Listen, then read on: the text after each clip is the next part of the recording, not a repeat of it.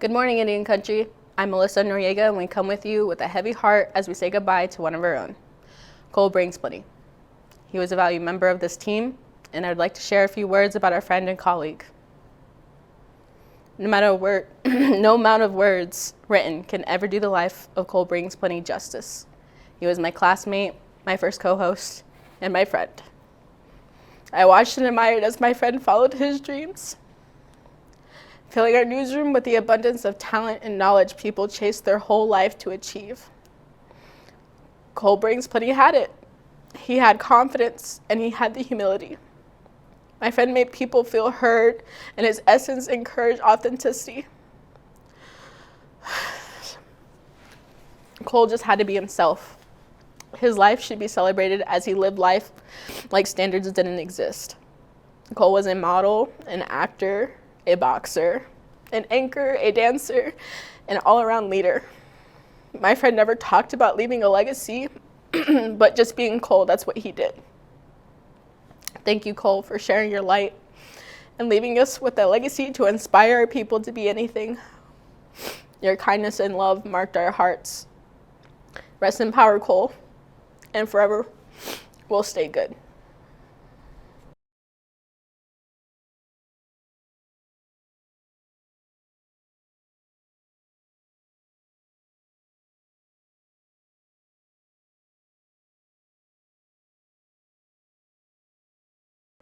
After the break, GMIC member Allison Levering talks about her experience at the Native Youth Olympics in Juneau, Alaska. Stay tuned.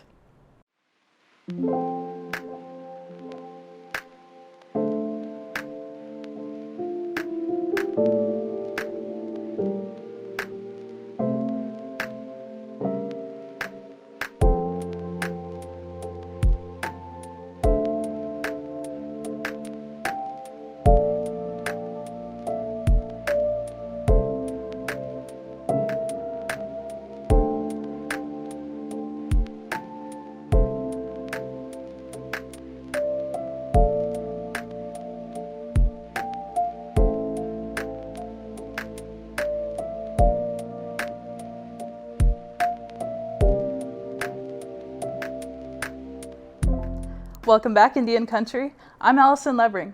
For our next story, Haskell Indian Nations University sent a team of 6 to Juneau, Alaska to participate in the Native Youth Olympics this past weekend to represent various tribes at the traditional games. The team included Cadence Dre, Taryn Sosi, Aaron O'Neill, and Good Morning Indian Country's own Victor Organista and me, Allison Levering. The team was coached by Haskell alum Sidney Dre of Dillingham, Alaska. This event was held at the Juneau Douglas High School.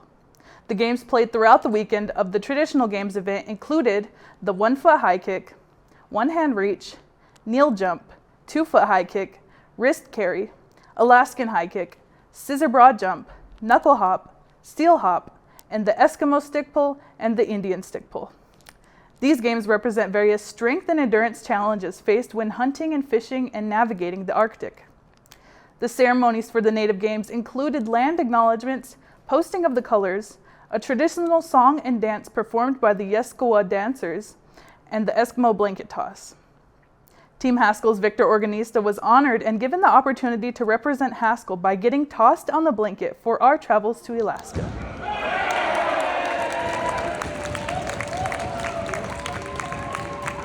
Team Haskell was also honored by being put first in line for the parade of athletes. Haskell took home various medals and badges, with Cadence Dre placing 3rd in the kneel jump, 4th in the scissor broad jump, and 5th in the 2-foot high kick. Also, Aaron O'Neill placing 4th in archery. And lastly, Allison Levering takes home 4th place in the Eskimo stick pull. We give a special thanks to Kyle Worrell for his traveling team of athletes presenting Arctic sports at Haskell and offering a scholarship for Team Haskell to travel to Juneau for this event. You can find more about Native Youth Olympics at nyogames.com or visit silaskaheritage.org. We hope to see more Arctic sports from Team Haskell in the future. Up next, the solar eclipse sweeps through America. Stay with us.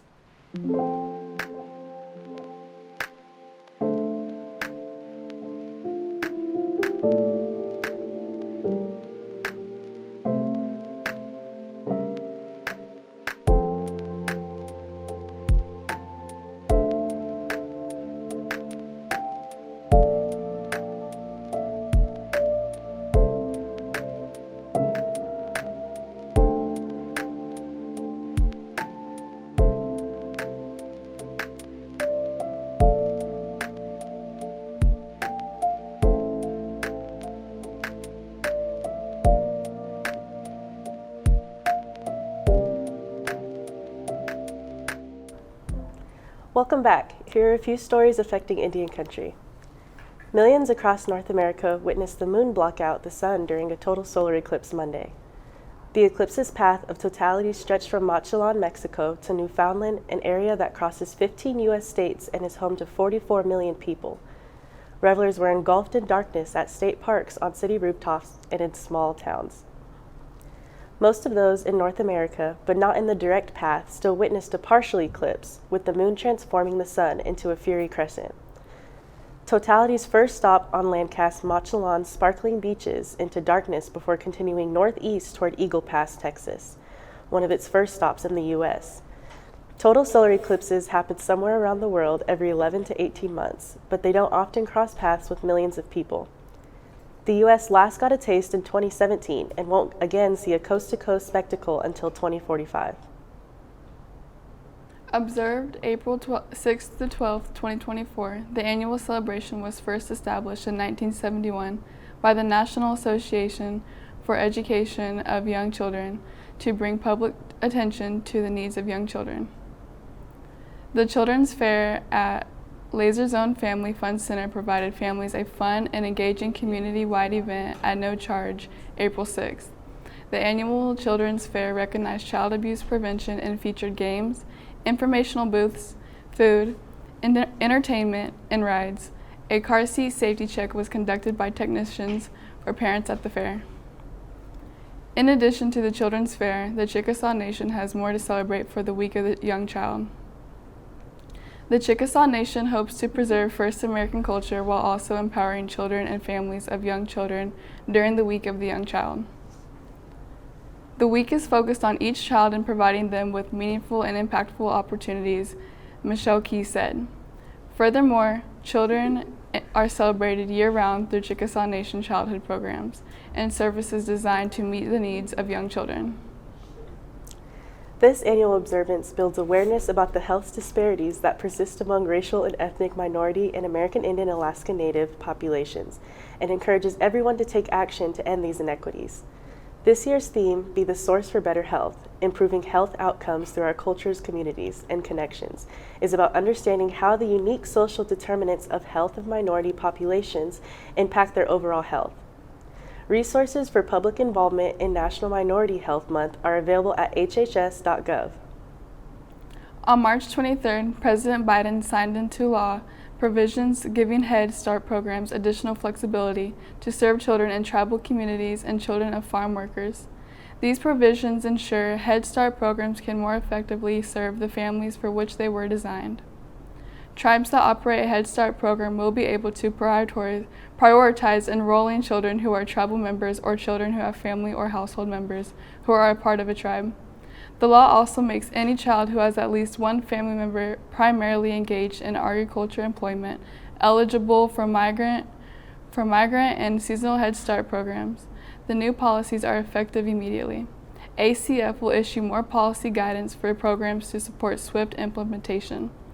Find out more about Head Start eligibility on the AFC at www.afc.hhs.gov/OHS.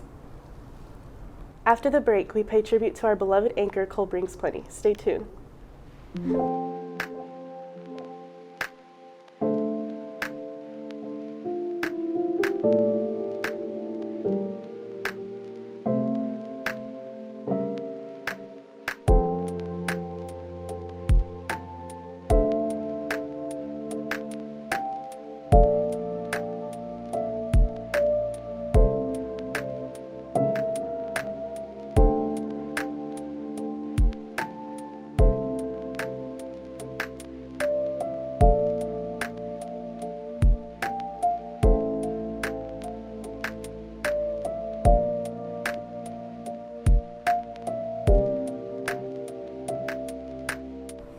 There was a community gathering at Haskell Indian Nations University this morning to say farewell to Cole and wish his family well as they take Cole home to South Dakota.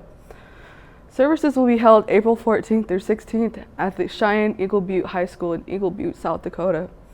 We wanted to share some of the outpouring of love for Cole that showed up on social media this week, along with some moments from Cole's time at Good Morning Indian Country.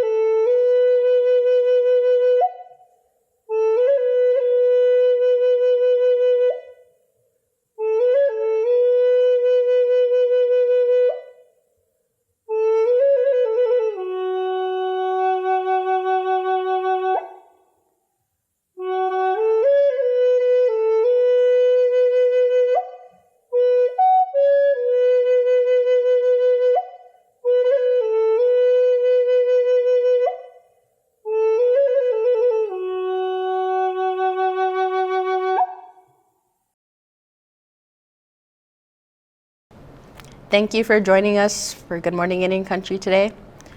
Stay good, Indian Country. Stay classy.